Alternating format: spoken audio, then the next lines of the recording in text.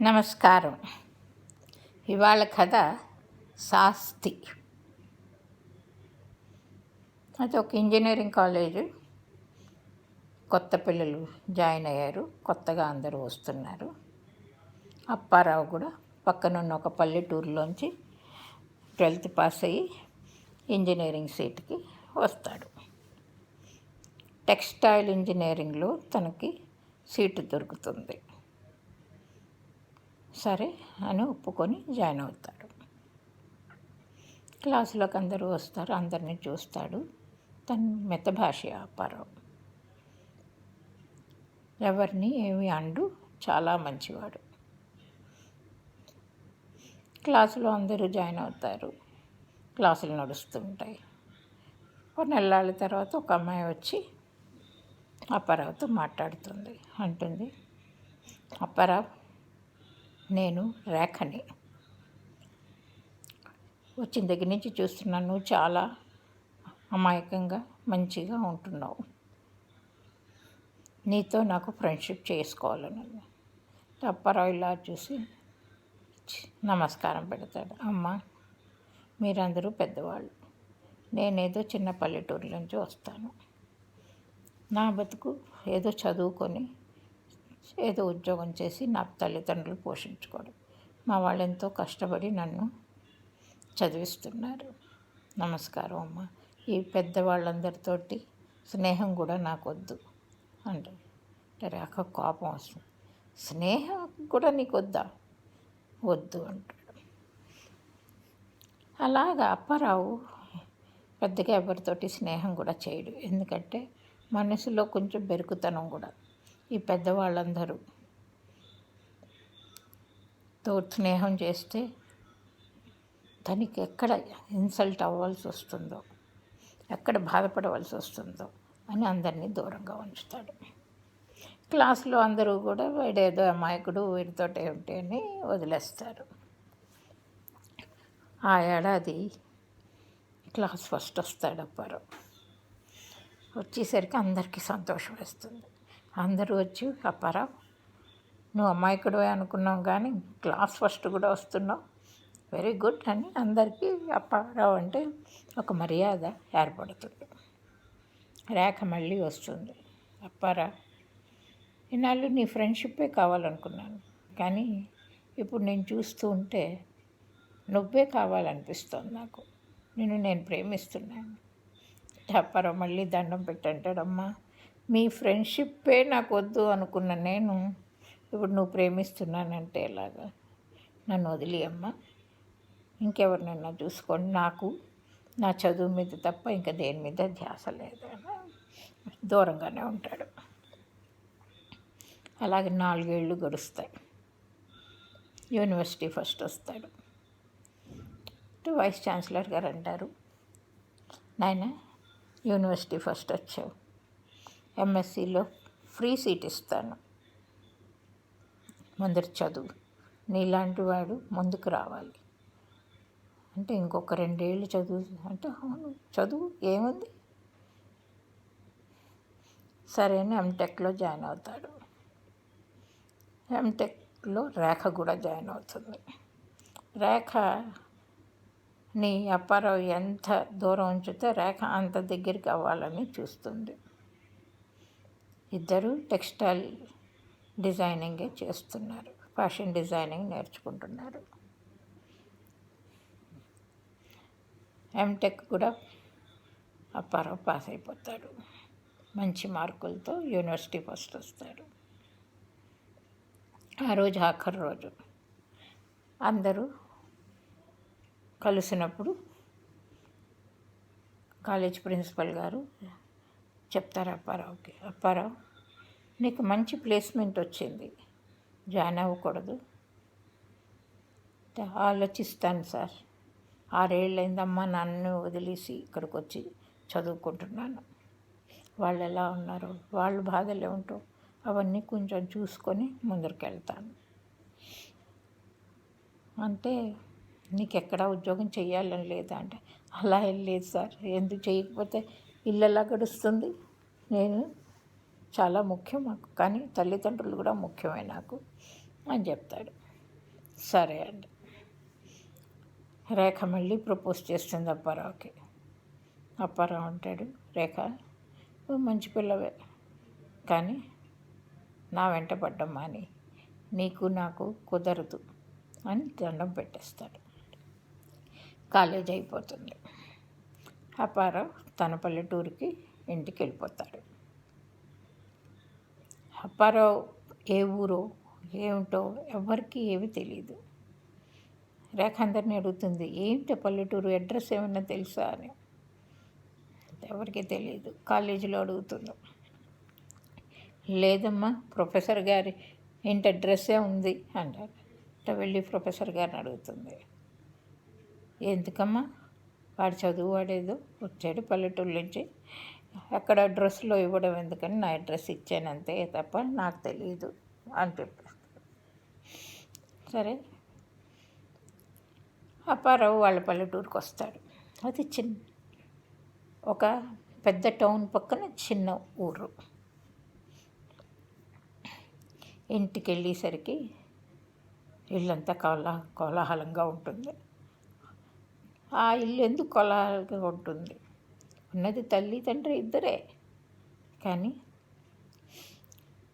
అప్పారావు వాళ్ళ అమ్మ నాన్న ఆ రోజుల్లో ప్రేమించి పెళ్లి చేసుకున్నారు. ఇద్దరు పల్లెటూరు స్కూల్లోనే చదువుకున్నారు 10th క్లాస్ వరకు. తల్లిదండ్రులు ఒప్పుకోలేదు.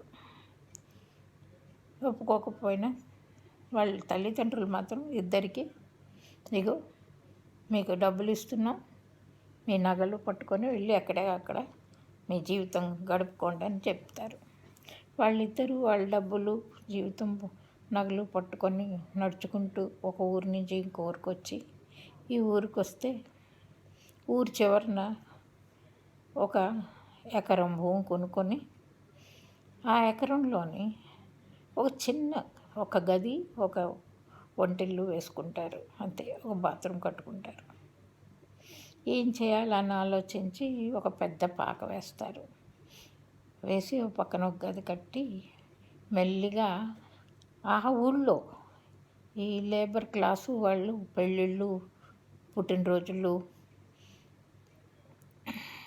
సీమంతాలు, పెద్ద పిల్ల అయినప్పుడు ఈ ఫంక్షన్లన్నీ ఇక్కడ నడుపుతారు. అలా వాళ్ళే ఇద్దరు వండి పెట్టడం, అందరికీ ప్లేస్ ఇవ్వడం, అలా డబ్బులు సంపాదిస్తారు ఇద్దరు. అలాగే సంపాదించి కొడుకుని పెద్దగా చదవమంటారు. కొడుక్కి సీటు టెక్స్టైల్ ఇంజనీరింగ్లో వస్తే వాళ్ళకి తెలియదు అదేమిటో. నాయన నీ ఇష్టం, నువ్వేంటి చేస్తావు చేసుకోండి. ఇప్పుడు డిగ్రీ పట్టుకొని కొడుకు వెనక్కి వచ్చాడు. ఆ రోజు వచ్చేసరికి ఆ పాకల్లా ఒక పెద్ద రేకుల షెడ్ అయింది. అక్కడ పెళ్ళి జరుగుతోంది. కొడుకుని చూసి తల్లి తండ్రి చాలా సంతోషపడతారు, కానీ చాలా పనిలో ఉంటారు. సరే ఆ రోజు అందరూ వెళ్ళిపోయాక అంతా క్లీన్ చేసుకొని రాత్రి కూర్చొని, ఏందైనా పొద్దునుంచి వచ్చాడు నిన్ను చూడ్డానికి, టైం లేక ఇద్దరం ఏదో పనిలో ఉండిపోయాం చెప్పు అంటాడు. నాన్న ఇన్నాళ్ళు కష్టపడ్డారు, నేను ఇప్పుడు డిగ్రీ అయిపోయింది, చదువులు అయిపోయాయి, ఇంకా నేను ఏదో చెయ్యాలనుకుంటున్నా, కానీ మీ ఇద్దరిని వదిలేసి మాత్రం ఎక్కడికి వెళ్ళను. మా ఇద్దరి దగ్గర ఉండి నువ్వేమిటి చేస్తావురా? ఏదో ఒకటి చేస్తానులే నాన్న. తర్వాత బయట నించొని అలా ఏదో చూస్తుంటే తండ్రి అంటాడు,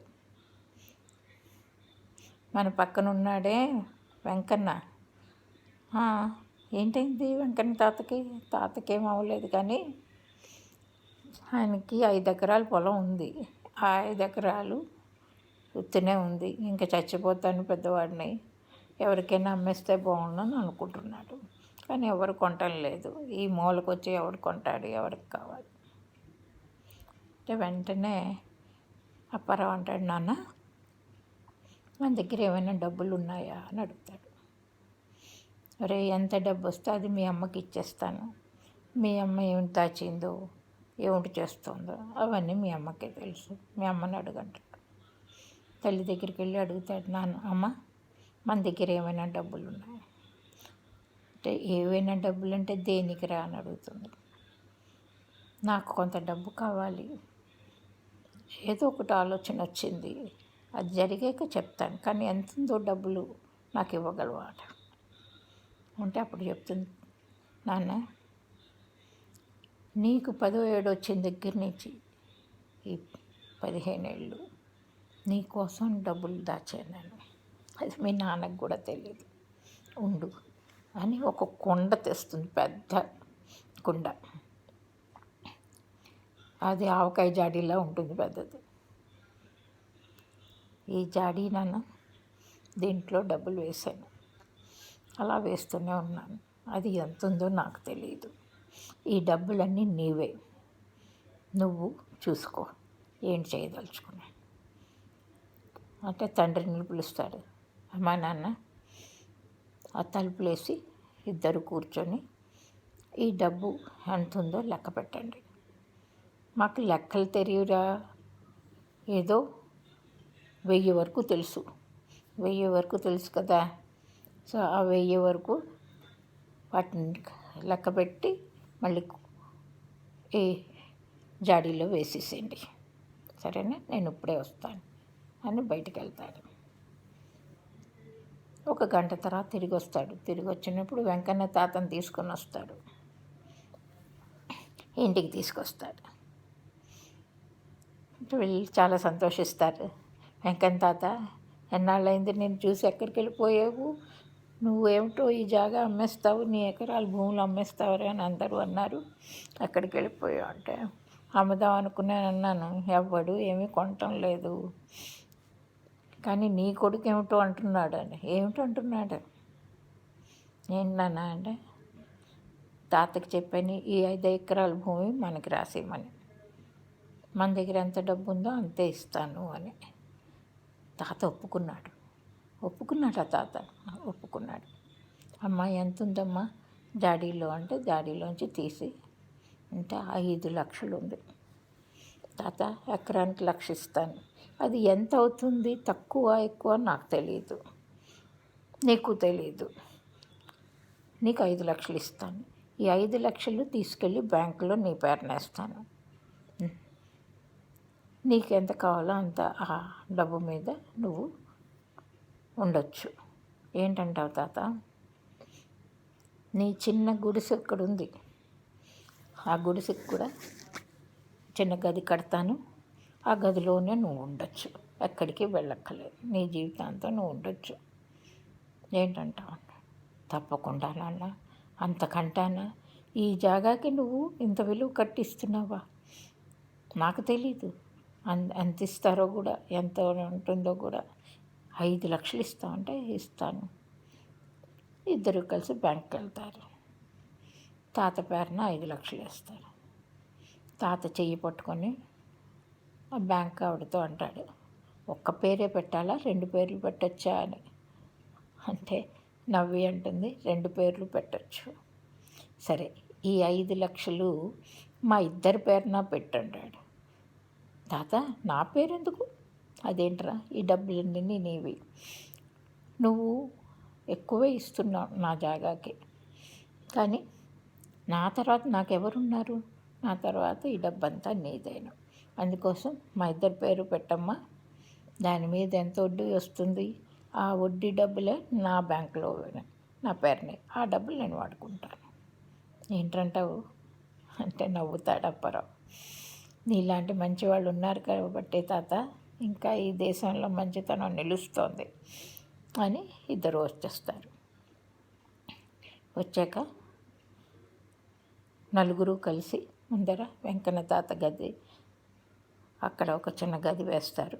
ముందర వెంకన్న తాతకి అక్కడ ఉండడానికి చెప్తారు. వెంకన్న తాత, బతికున్న నాళ్ళు మేము పోషిస్తాం నిన్ను, సో నువ్వేం బెంగపడకు, మా ముగ్గురితోటి నువ్వు కూడాను 4వ వాడి. అవును తాత, ఇంట్లో నాకు తాత లేరు కదా, సో నువ్వే మా తాత. తండ్రిని అడుగుతాడు, ఇక్కడ లోన్ తీసుకొని నేను మొదలెడతాను నాన్న నా పని అంటే, తండ్రి అంటాడు, నాన్న లోన్ తీసుకోవడం ఈజీయే, చదువుకున్నవాడు బ్యాంక్ వాళ్ళు ఇస్తారు కూడా, కానీ సంపాదించడం కష్టం. ఆ లోన్ తీర్చడంలో జీవితం అయిపోయింది. ఏంటి నాన్న, జాగా కొన్నావు, ఒక 3-4 ఏళ్ళు మేము చేస్తున్న పనే దాన్ని కొంచెం పెద్దది చేసి సంపాదించు డబ్బులు, అప్పుడు ఇక్కడ ఏం చేసుకున్నా నీకు పర్వాలేదు. కాస్తే ఈ పని అంతా నీకే అప్పచెప్పేస్తాం మేము హాయిగా కూర్చుంటాం, నువ్వు చూసుకోనన్నా. అయితే నీకు చేదోడు బాదోడుగా ఉంటాం, మేము అన్నీ చేస్తాం, నువ్వు కొత్త పద్ధతిలో ఇక్కడ ఏమైనా చెయ్యి అంటే వెంటనే ఆలోచించి తల్లిని అడుగుతాడు, ఇంకా ఏమైనా డబ్బులు ఉన్నాయా అమ్మ అని. అంటే తల్లి ఇంకో జాడీలోంచి తీసిస్తుంది. అమ్మ ఎలా అమ్మా ఇదంతా చేసావు అంటే, కొంచెం కొంచెం నాన్న, ఎంత సంపాదిస్తే అంతా ఖర్చు పెట్టుకోకుండా కొంచెం కొంచెం దీంట్లో వేస్తూనే వచ్చాను. ఎన్ని జాడీల్లో వేసావు?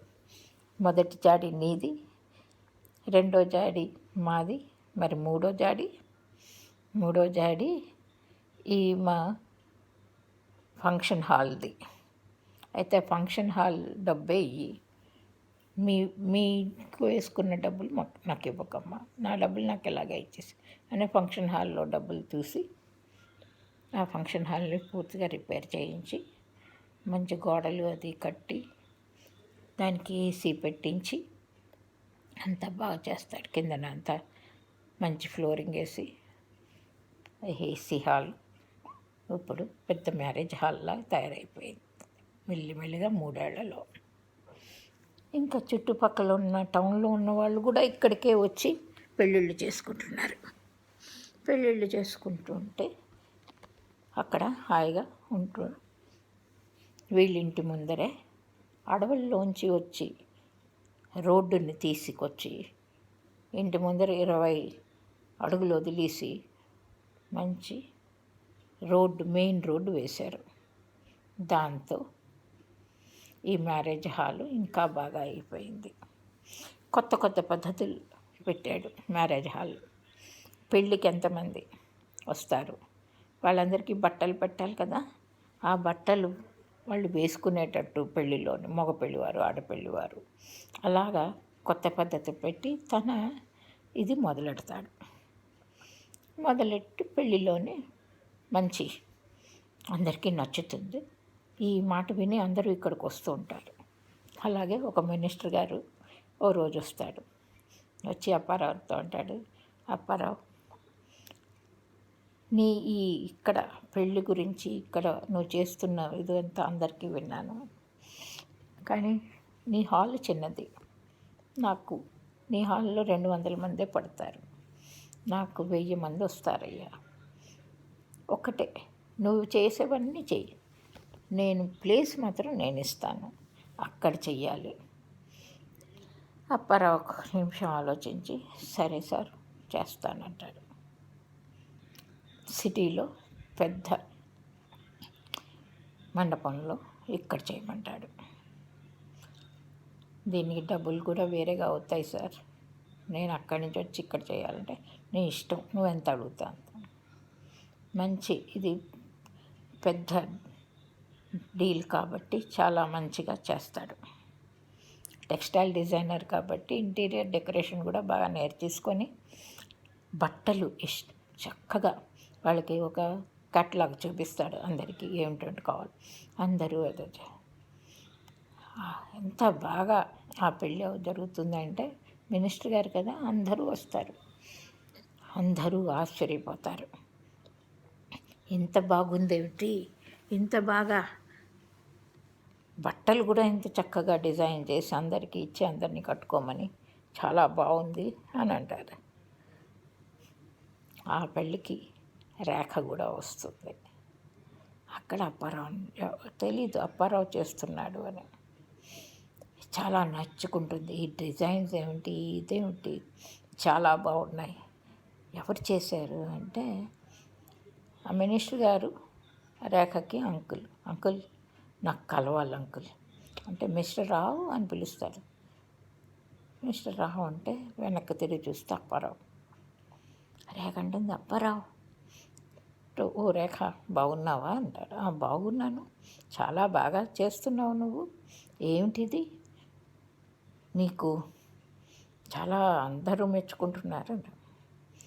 ఏదో నా నేను ఇంత మంచి డిజైన్ చేస్తున్నా, సరే అప్పారావు ఇదిగో నా కార్డు, నా బొటిక్ పెద్ద బొటిక్ పెట్టాను నేను, ఆ బొటిక్కి నీ డ్రెస్సులన్నీ నాకు ఇస్తుండు, మన ఇద్దరం కలిసి చేద్దాం ఇది అంటే, ఐఎమ్ సారీ రేఖ, నేనేదో నా పద్ధతిగా నేను చేసుకుంటున్నాను, ఐఎమ్ సారీ అని చెప్పేసి వెళ్ళిపోతాను.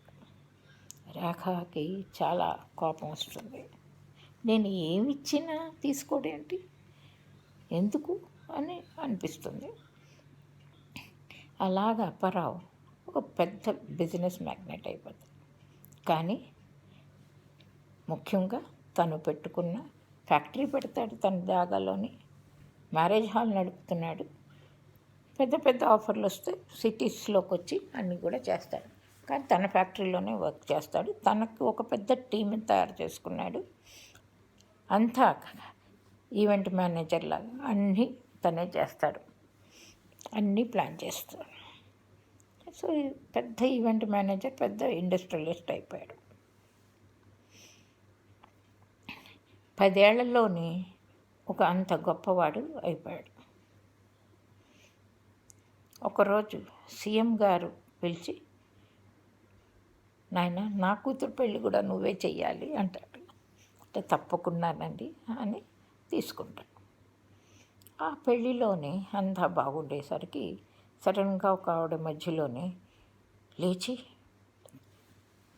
ఇదేం బాగాలేదు చూడండి, ఈ డ్రెస్ ఎలా ఉందో, చిరిగిపోయిన డ్రెస్ ఇచ్చాడు, మన ఇలా మోసం చేస్తున్నాడు, వీడు అలా మోసం చేస్తున్నాడు అని లేచింది. ఆవిడెవరో తెలీదు, ఏమిటో తెలీదు, ఏంటిది అనుకుంటాడు. అది కాదమ్మా అని అంటే బెందు కాంత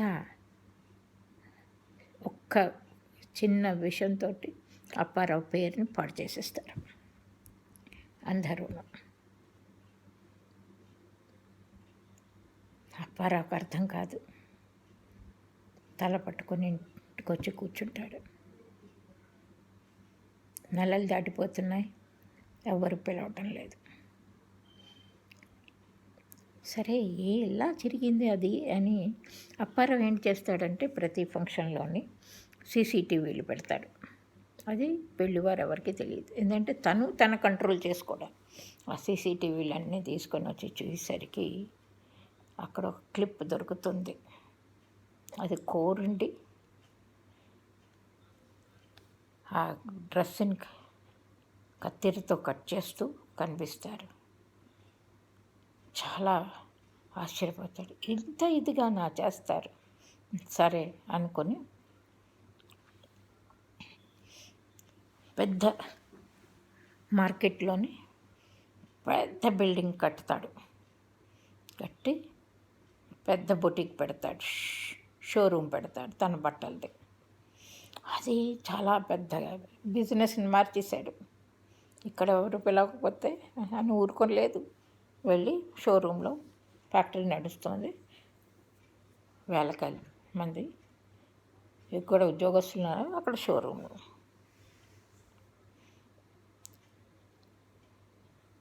తిను ఎక్కడ కట్టాడో పెద్ద షోరూము, దానికి ఎదుర్కొండానే రేఖ బుటీక్. అక్కడికి ఎవరు వెళ్ళడం మానేస్తారు, అందరు ఇక్కడికి వస్తారు. ఇదేంటి రేఖ అనుకుంటుంది, ఇంత పెద్ద షోరూమ్ ఎవరు కట్టారు, మనం వెళ్ళి చూద్దాం అని ఎంటర్ అవ్వబోతుంది. అక్కడ వాచ్మెన్ ఆపుతాడు. ఏంటి చెక్ చేయాలండి అంటాడు. ఏంటి చెక్ చేస్తావు? బ్యాగులు అందరివి చెక్ చేస్తామమ్మా. మేము బ్యాగులు లోపలికి తీసుకెళ్ళి ఏం తెచ్చుకుంటాం? లేదమ్మా, దాంట్లో చిన్న కత్తెర ఉంటుంది అమ్మా, ఈ కత్తెరలు నైఫులు అవి లోపలికి తీసుకెళ్ళాం. ఏమిటయ్యా బట్టలు కొట్టే కదా, బట్టలు కొట్టు కాబట్టే కత్తెర లోపలికి వద్దంటున్నావు అన్నమాట. అంటే రేఖకి చాలా కోపం వస్తుంది. ఎవరు ప్రొపరేటర్, నేను మాట్లాడాలండి. మా ప్రొపరేటర్ ఇక్కడ లేరమ్మా, మేమే చూసుకుంటున్నాము, మాకు ఇన్స్ట్రక్షన్స్ ఇది. అంటే రేఖ కోపం వచ్చి తన్ని ఇన్సల్ట్ చేశారని దావా వేసేస్తుంది ఆ బొటీక్ మీద. కోర్టుకి ప్రొపరేటర్ని రమ్మంటారు. ప్రొపరేటర్ వస్తాడు కోర్టుకి. వచ్చేసరికి అప్పారావు రేఖ ఆశ్చర్యం, ఆ షోరూము నీదా అప్పారావు అంటుంది. అవును అంటుంది. జడ్జి అడుగుతాడు, ఎందుకు మీరు అలా చేశారు? మేమేం చేయలేదండి, మా షోరూము బట్టల షోరూము. ఎవరైనా లోపటికొచ్చి మా బట్టలు చింపితేనండి అవి పనికి రాకుండా పోతాయి. వేలకు వేలు పెట్టి కొంటారు, వేలకు వేలు పెట్టి మేము అది పెడతాం, ఎంత లాస్ అండి. అందుకే మేము మా ముందు జాగ్రత్తలు మేము చూసుకుంటున్నాం. అంటే మేమన్నది ఏంటండి, ఆ కత్తిరి పట్టుకుని లోపలికి రాకూడదు, అంతే కదా. ఆ బ్యాగ్ని అక్కడ పెట్టి రమ్మన్నాం. అలా ఎవరు చేస్తారయ్యా అంటే, ఈ క్లిప్ చూడండి ఎవరు చేస్తారు అని అక్కడ ఒక క్లిప్ చూపిస్తాడు. చూస్తే రేఖే ఆ పెళ్ళిలో ఒక అమ్మాయి డ్రెస్సుని కత్తిరితోటి చింపుతోంది. రేఖ ఆశ్చర్యపోతుంది. అప్పుడు జడ్జి అంటారు, ఏమ్మా నువ్వే చేసావు చూడు అంటే, అవును సార్, ఆ అమ్మాయి చేసి నా ముందర బిజినెస్ని పాడు చేసింది పూర్తిగాను. నేను మళ్ళీ నిలదొక్కుని నా బిజినెస్ని నేను పెట్టుకున్నాను. నా పెట్టుకుంటే ఇప్పుడు ఈవిడ మళ్ళీ వచ్చి ఏదో పాడు చేయడానికి వస్తుంది. అందుకే ఇది అంటే జడ్జి జుర్మానా వేస్తాడు. జుర్మానా వేసి చెప్తాడు, నీలాంటి వాళ్ళు ఉండకూడదు, నీ బొట్టుకి నువ్వు క్లోజ్ చేసేసి అని చెప్పి చెప్తాడు. కోర్టు బయట రేఖ అంటుంది, ఏమిటిది అప్పారావు ఇలా చేసావు అంటే, రేఖ నువ్వేమిటి చేసావు, అందుకే ఇలా చేశాను, సరే గుడ్ బై అని చెప్పి వెళ్ళిపోచ్చేస్తాడు. వచ్చేస్తే ఇంటికి ఓ నెలల తర్వాత మా తల్లిదండ్రులు అంటారు అప్పారావుతోటి, నాన్న నువ్వు ఇప్పుడు పెళ్ళి చేసుకోవాలిరా. పెళ్ళెందుకమ్మా, ఇప్పుడు ఎంతో బిజినెస్గా ఉన్నాం, ఈ మధ్యలో జీవితాన్ని అతికేంట్రా, వయసు అయిపోతుంది, మంచి పెళ్లి కూతురు వచ్చింది అంటే, పెళ్లి కూతురు వచ్చిందా, నేను ఒప్పుకున్నమాట, లేదురా చాలా మంచి పిల్ల మనతో కలిసిపోతుంది అని. అయితే చూద్దాంలే అంట. తల్లిదండ్రులు పిల్లని తీసుకొని వస్తారు. వాళ్ళని చూసి అంటాడు, నువ్వెందుకు అమ్మ చేసుకోవాలనుకుంటున్నాను అంటే, నేను అదే కాలేజీలో చదివానండి, మీరు చదివిన కాలేజీల్లోనే, మీ గురించి చాలా విన్నాను, అందుకే మిమ్మల్ని చేసుకోవాలని వచ్చాను. నేను మాత్రం నీ గురించి ఏమీ వినలేదు కదమ్మా, నువ్వు నా గురించి విని నా దగ్గరికి వచ్చావు, మరి నాకు తెలుసుకోవాలి కదా నీ గురించి, అంటే ఏమిటి కావాలో చెప్పండి తెలుసుకుంటాను. ఏమో నేనేమి నీ మీద సిఐడిని పెట్టి నువ్వెవరో తెలుసుకోవాల్సిన అవసరం, కానీ ముందు నువ్వేమిటిగా అయిపోతావు అంటే, ఏంట ఒక సంతకం పెట్టుకుందాం, ఏంటి పెళ్లి చేసుకుందాం, పెళ్ళి తర్వాత ఏమైనా గొడవలు వస్తే ఈ ఆస్తిలోంచి నీకేమీ రాదు, ఎందుకంటే నీ దగ్గర నుంచి నేనేం తీసుకోను, నా ఆస్తిలోంచి కూడా నీకేమీ రాదు, దానికి సంతకం పెడితేనే తీసుకోను. ఎందుకంటే ఈ రోజుల్లో చాలామంది ఆడవాళ్ళు మగాళ్ళు కూడా పెళ్ళిళ్ళు డబ్బుల కోసమే చేసుకుంటున్నారు. ఆడవాళ్ళని డబ్బుల కోసం చేసుకుంటున్నారు మగాళ్ళని మీరందరూ అంటారు, అలాగే మేమెందుకు అనుకోకూడదు, మీరందరూ మా ఈ డబ్బు కోసమే చేసుకుంటున్నారని. అదేంటండి అలా అంటారు, అలా అని కాదు, పెట్టు, దాని మీద సంతకం పెడితేనే ఈ పెళ్ళి జరుగుతుంది. మీ ఆస్తి మీరు ఉంచుకోండి, నీ దగ్గర నీకేంటుంటే మీ దగ్గర ఏంటుంటే మీ అమ్మాయికి ఇచ్చుకోండి, మీరు నాకు రూపాయి అక్కర్లేదు. కానీ రేపొద్దున్న ఈవిడ ఏమైనా గొడవలు చేస్తే నేను కూడా రూపాయి ఇవ్వను, ఎందుకంటే ఇది ఆవిడ సంపాదించింది కాదు, మా అమ్మ నాన్న ఎంతో కష్టపడి సంపాదించిన దాంతో నిలబెట్టిన ఇది. ఎవరితో ఒకటితో వచ్చి పెళ్లి చేసుకొని ఇదంతా నాది అన్నట్టు ఎగేసుకొని పోతే ఈ జీవితాలన్నీ పాడైపోతాయి. అందుకే చెప్తున్నాను, నేను మాత్రం దానికి సంతకం పెడితేనే పెళ్ళి. అదైనా ఇప్పుడు ఈ క్షణం, బయటికి వెళ్ళి ఆలోచించి అవేమి కాదు. అంటే వాళ్ళు అంటారు సరే పెడతాం అని అమ్మాయి పెడుతుంది సంతకం. ఆ పేపర్ని లోపల దాస్తాడు. సరే పెళ్ళి అవుతుంది. పెళ్ళి ఒక గుడిలో చేసుకుందామండి అంటారు వాళ్ళు. తప్పకుండా గుడిలోనే చేసుకుందాం, పర్వాలేదు. కానీ రిసెప్షన్ నేను ఇస్తాను నాయనా అంటే సరే పర్వాలేదు అంటే గుళ్ళో పెళ్ళి అవుతుంది. పెళ్ళి అయ్యాక రిసెప్షన్కి సాయంత్రం వెళ్దాము అంటే సరే కార్లు పంపిస్తాను నాయన, మీరు అందరూ వచ్చేసేయండి అంటాడు. సరే అంటాడు. ఇంట్లో రిసెప్షన్కి ఒక కారులో అప్పారావు పెళ్లి కూతురు కూర్చుంటారు. రెండో కారులో తల్లి, తండ్రి, తాత కూర్చుంటారు. వెనక్కి చూసేసరికి కారు రాదు. వీళ్ళిద్దరే వెళ్తున్నారు. వీళ్ళిద్దరూ అంటే ఆ కారు వాడికి తెలుసులేండి అంటుంది. సరే వీళ్ళిద్దరూ రిసెప్షన్కి చేరుతారు. పెద్ద హోటల్లో రిసెప్షన్. ఇంత పెద్ద హోటల్లో రిసెప్షన్ అంటే మేము ఇచ్చుకుంటామని చెప్పాం కదండి అని అంటాం. తీసుకెళ్ళి రిసెప్షన్లో ఇంతట్లో అక్కడ రిసెప్షన్లో అనౌన్స్ చేస్తూ గట్టిగా పాటలు పెట్టుకుని గట్టిగా మాట్లాడుతూ లోపలికి ఎంటర్ అవుతుంది రేఖ. అప్పారావు గారు ఆఖరికి పెళ్లి చేసుకున్నారు. ఇంకెవరినో కాదు, నా కజిన్నే పెళ్లి చేసుకున్నారు. చూడండి, మీకు డబ్బు వాళ్ళతో అక్కర్లేదన్నారు కదా, ఇప్పుడు ఏమిటైంది? డబ్బు వాళ్ళని పెళ్లి చేసుకున్నారు కదా అంటే అప్పుడు అనుకుంటాడు, ఇది అంతా ఒక పెద్ద ఎత్తున చేసిన ప్లాన్ అన్నమాట. వెనక్కి చూస్తే తల్లిదండ్రులు రాలేదు. అప్పుడు రేఖ అడుగుతుంది, ఇప్పుడు ఏం చేస్తారు? ఏముంది పద అని పెళ్ళానికి చెప్తాడు. పెళ్ళాం నవ్వుతుంది. నిన్ను పెళ్లి చేసుకునే వరకే నా ఇది, నిన్ను చిత్తుగా ఓడించడానికి ఇక్కడికి తీసుకొచ్చాను. నా దగ్గర సంతకం కూడా తీసుకున్నాను, నాకేం పర్వాలేదు, నాకేం రూపాయి అక్కర్లేదు నీది. కానీ నిన్ను పెళ్లి చేసుకున్నాను, ఈ క్షణం నుంచి కుళ్ళు ఏడుస్తావు, నేనేం రాను నీతో పోవంటుంది.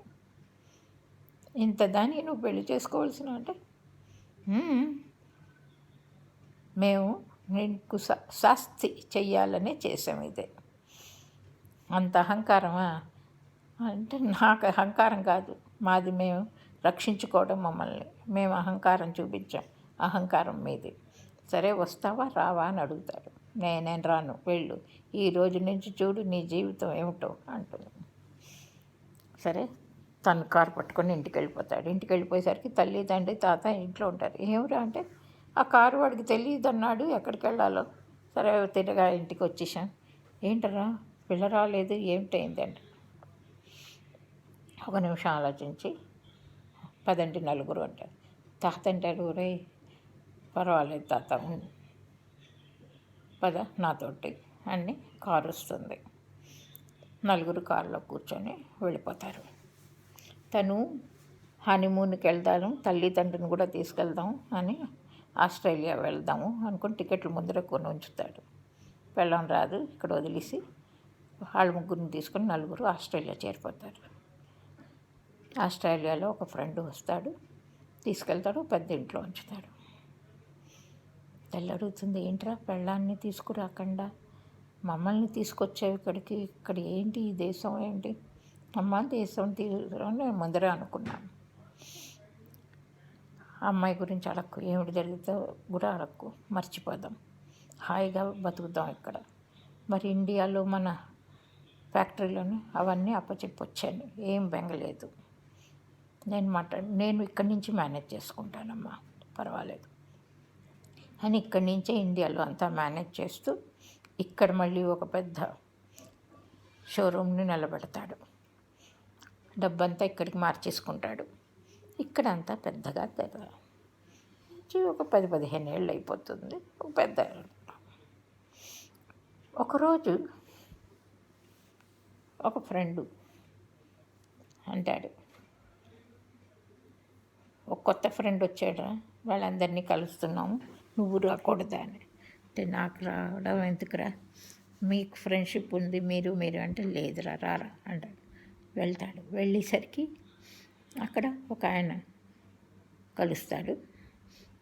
మేము ఇండియా నుంచి ఇక్కడికి షిఫ్ట్ అయ్యామండి కొత్తగా, మీరందరూ ఫ్రెండ్స్ని చేసుకోవాలనుకున్నాం అని పిలుస్తాడు. రేఖ అని చూస్తే రేఖ ఆయన భార్య రేఖ వస్తుంది. చూసి ఆశ్చర్యపోతుంది అప్పారావుని. అప్పారావు కూడా చూశాను. ఆయన అంత గొప్పలుగా చెప్పుకుంటూ రేఖని పూర్తిగా డామినేట్ చేస్తూ అసలు ఏమీ కానట్టు మాట్లాడి, దీనికి ఏం తెలియదండి, ఇదేమిటి ఆఫ్టర్ ఆల్, ఏమీ లేదు ఏదో కానీ చేసుకున్నాను, సరే నా పిల్లలకి తల్లిగా ఉంటుంది కదా అని రెండో పెళ్లి చేసుకున్నాడు. ఇంతట్లో లాపటి నుంచి రేఖ కజిన్ కూడా వస్తుంది, అప్పారావు భార్య. తను చూసి దంగైపోతుంది. మీ అక్కకి చెలికత్తగా నువ్వు ఇక్కడికి వచ్చావు అన్నమాట అని అనుకుంటాడు. అనుకొని ఇంటికి వెళ్ళిపోతాడు. ఆ రోజు సాయంత్రం భార్య వస్తుంది. నాది తప్పండి, నేను చేసిన తప్పు, దాని మాటలు విని చేశాను, నన్ను మీరు ఇప్పుడు కూడా దాని మాటలు విని ఇక్కడికి రాలేదని ఏమిటి గ్యారంటీ అంటాడు. మీలాంటి వాళ్ళు ఇలా చేస్తారనే నేను ముందు జాగ్రత్త పడి నీ దగ్గర ఆ సంతకం తీసుకున్నాను, అందుకోసం నీకు ₹1 రాదు నా దగ్గర నుంచి. నువ్వు నాకేదో శాస్తి చేయాలనుకున్నావు, కానీ నీకే శాస్తి అయింది. చెడు మాటలు విని చెడుగా చేస్తే నన్ను మీరేం పాడు చేస్తారు. మీ లాంటి వాళ్ళందరికీ నేను ఎప్పుడూ దూరంగానే ఉంటాను. మీ అంతటి మీరే ఇంకోళ్ళని చెడిపాలనుకొని మీరే చెడిపోతారు. ఆ శాస్తి నీకే జరిగింది చూసావా. ఇప్పటికీ ఐఎమ్ సారీ. నేను ఎప్పుడు అనుకోలేదు నా తల్లి తండ్రి నన్ను కష్టపడి పెంచి పెద్ద చేసి నాకు ఈ రోజు వరకు నాకు తోడుగా ఉన్నారు. వాళ్ళని నేను కష్టపడదలుచుకోలేదు. నీకు నేను ఎందుకు ఏమైనా ఇవ్వాలి, నువ్వేమిటి చేసావు నాకు, ఐఎమ్ సారీ, వెళ్ళమ్మా అంటుంది. అంతే, మొహం దించుకొని వెళ్ళిపోతుంది. అందుకే ఎవరిని మనం కష్టపెట్టకూడదు. ఎవరికో ఏదో చేయాలనుకుంటే అది మనకే జరుగుతుంది. చెడు చేయడం అన్నది చాలా తప్పు. చెడు ఆలోచించడం తప్పే, చెడు మాట్లాడడం తప్పే. అందుకే ఎవరికి హాని చేకూర్చాలని చూడకూడదు మనం, లేకపోతే ఆ శాస్తి మనకే జరుగుతుంది.